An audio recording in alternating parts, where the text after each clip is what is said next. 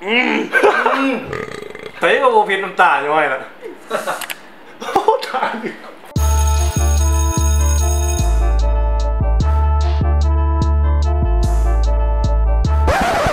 What's up ทุกคนยินดีต้อนรับเข้าสู่ Channel BMTV ก็ตอนนี้ BM อยู่ที่สตูดิโอของ JK47 เนาะหรือว่าแจ็คกี้มื้อนี้ก็มานั่งลิ้นชิวๆบ่มีหยังเฮ็ดเนาะเพราะว่ามื้อนี้ก็เป็นมื้อวันพักผ่อนก็ด้วยความที่บ่มีหยังเฮ็ดแหละก็จะมากวนคนลิ้นคนที่ BM จะมากวนก็คือทอมมี่เนาะเป็นหยังจึงกวนทอมมี่ก็คือว่าทอมมี่เป็นคนที่กวนแล้วมันบ่มาเครียดก็เลยจะมากวนมันลิ้นก็ย้อนมาความคิดฮอดนะเฮาก็จะโทรทอมมี่เนาะบอกว่าคิดฮอดมาลิ้นน้ำแน่อยู่สตูดิโอของแจ็คกี้นี่นะหลังจากนั่นเขาก็จะเฮ็ดเพลงเฮ็ดอย่างลิ้นๆไปเรื่อยๆชิวๆไปแล้วเขาก็สิเริ่มหิวข้าวเขาก็จะชวนทอมมี่ไปซื้อเกาหลีมากินโดยบอกว่าบ่เคยกินจักเทื่อเห็นคนอื่นกินมันคือเผ็ดดีนะมันสิเผ็ดส่ำใดลองเฮ็ดคลิปรีวิวลิ้นๆบ่ลง Channel บอกกันวันนี้ค่อยสิเฮ็ดคลิปกวนทอมมี่ตัวมันว่าเฮ็ดรีวิวอันกินมีเพชรเกาหลีนะแล้วค่อยสิใส่รักใส่หมักเพชรมาเนี่ยโคตรหลายสุดท้ายมันว่าเบิ่งมันสิเป็นจังได๋ตอนนี้เขาก็จะมาโทรหาทอมมี่กันเนาะเบิ่งว่ามันสิมาได้บ่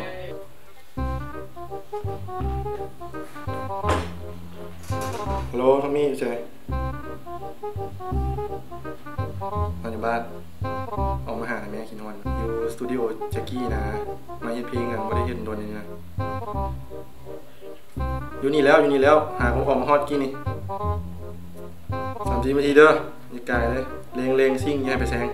มีนะไอ้น้องนี่แหละโอเคเอาหิมะไปเด้อกินฮอดมีผัวแล้วก็อย่ามาตัวไอ้โลเลบ่ต้องมาหลอกกันว่าไอ้บ่มีเงินเปย์คืนนี้แกงพวกไอ้ดันเมา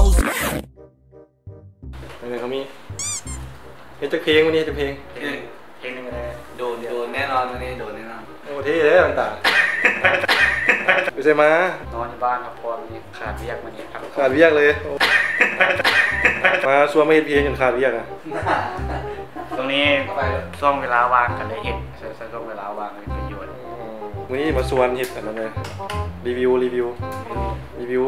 มีเกาหลีมีเพชรนะเห็นเขากินคือว่าเพชรแท้ได้กินเหรอกับเฮ็ดน้ำกันนี่แหละกินน้ำกันนี่แหละก็จะร้องเบิ้งว่ามันเพชรตรงไหนนะเห็นเขาเฮ็ดรีวิวเขาก็จะเฮ็ดคลิปลงลิ้นโอเคป่ะตัวกินเพชรได้อยู่ตีสบายตื่นเลยเหรอ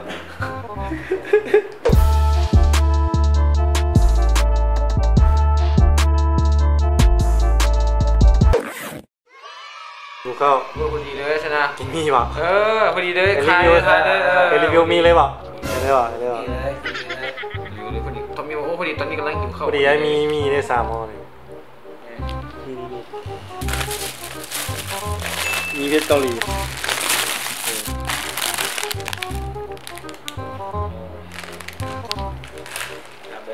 จัดจะห่อ2 ห่ออะไร2 ห่อป่ะคนเดียวเฮ้ยเดี๋ยวเฮ็ดให้ชนะเดี๋ยวเฮ็ดให้เดี๋ยวใส่รักใส่หมักเพชรมาเนี่ยโคตรลายเฮ็ดให้นั่งชิวๆได้เลยนั่งให้เพลงได้กี้พาไปต้มมีนะคือว่าตอนนี้เขาจะไปต้มมีกัน2 ห่อให้ทอมมี่เลยเนาะเพื่อบางให้มันกินหลากเลยแต่ว่าเราต้องหาทางใส่หมวกเพชรให้มันว่ามันนำมาโมเดลเลยดิเอาบ้างใส่ไม่กินน้ำเข้าของใส่น้ำคุณแม่มากันนี่นะโอ้บุกเป็นยังไงมันพูดก่อนอันนี้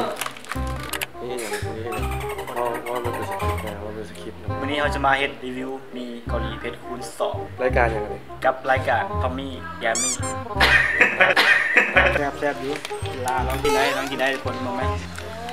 มันจะดื่นห้องเหรอลูกวันนี้กินห่อเดียวเองนี่น่ะเลยลองกิน2 ห่อเป็นคนแบบกินหลายตากในช่อง มีคือไหมฮะซื้อเบปซี่นะซื้อเบปซี่นะไปแคปซี่ตุ๊กอ่ะแล้วก็เอาเลยซื้อเบปซี่ตุ๊กเลย2 โมพอเมื่อไหร่โมออนเดียวไปหมดนี่ครับพร้อมแล้วดิเพชรอันนี้ดิอ๋อตุ๊กแกนี่ใส่อีกเลยเนี่ยผู้หัวบุดมการเริ่มปฏิบัติการกินห่อเดียวชมจนตาย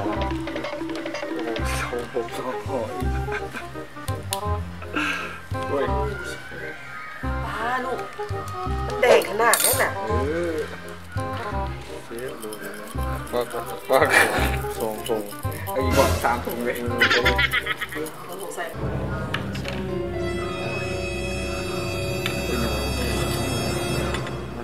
ฮะนะเพื่อซื้อได้มาอีกนะเยอะไป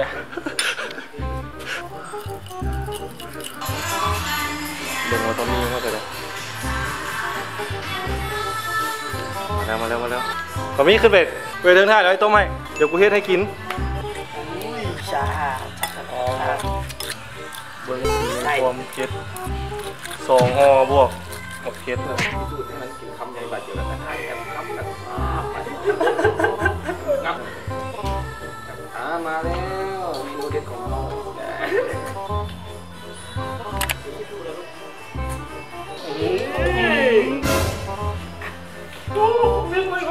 ก็แน่ไปบ้างแล้วนะตายแล้วพี่เพชรเฮียว่าเราเปิดคนผิดเขาจะสับเส้นดีกว่าโอ้โห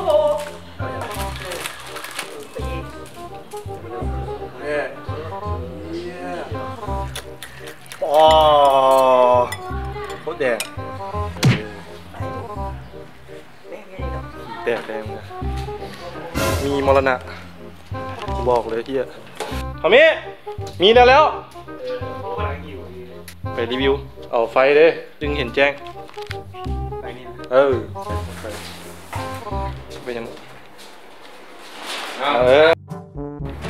เฮ็ดเดียว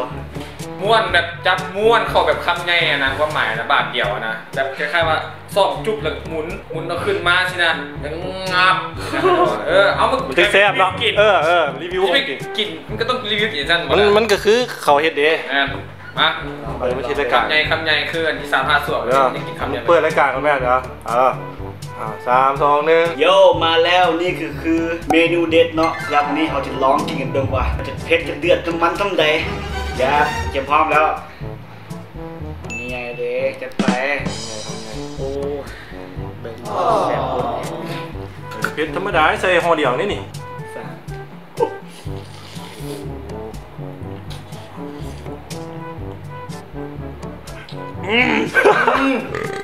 เป็นอยู่ว่าเป็นยังไงตาไหลมากินฮอดแม่มึงต้องเห็นไหนมันคือแซ่บแม่พอเขารีวิวด้มึงจะแบบโซความเผ็ดมาได้ไหนบริเวณเลยจากนี้แซ่บม้วนเข้าไปเขาไม่แซ่บหรอก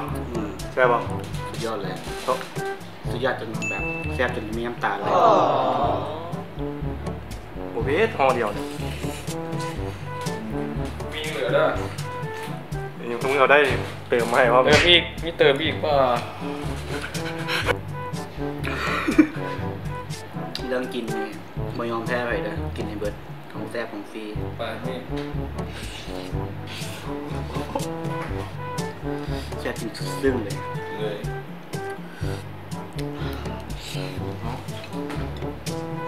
มีน้ำอ่ะน้ำมึงเดี๋ยวทนายจะไหววะ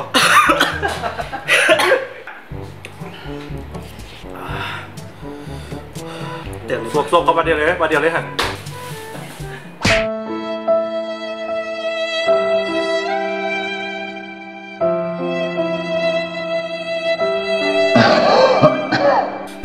น้ำหรือสวกเข้ามาเดียวเลยนัดไปอย่างหนึ่งอย่างหน้ามึงไปใส่ก็โบกินน้ำตาลย่อยละ บอกว่ามันเป็นความซึ้งในการแซ่บ ความซึ้งในการแซ่บ ในการกินคืออาหารนี่มันแซ่บในการมื้อพักผ่อน เอาปากโป่งอ่ะ แซ่บ แซ่บเนาะบ่แซ่บดิ โอ้ทั้งแซ่บทั้งแซ่บ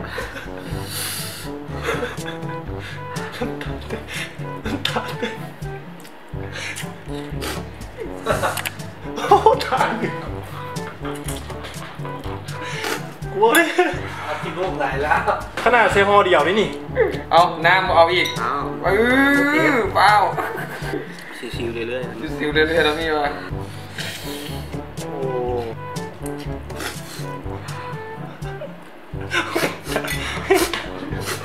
ตาเลือดตาย ยิ้มเลย ยิ้ม สู้ ยิ้ม ๆลองกินได้โมเดสขนาดนั้นงามหรือ โอเคมา ชิวๆเบิ่งทุกคนเบิ่งกินมาขนาดนี้ที่เบิดถ้วยแต่เบิ่งโมเดสเป็ดตรงเลยเล็ง อ๋อ โมเผ็ดขนาดนั้นขอท่าเลย ๆเยอะ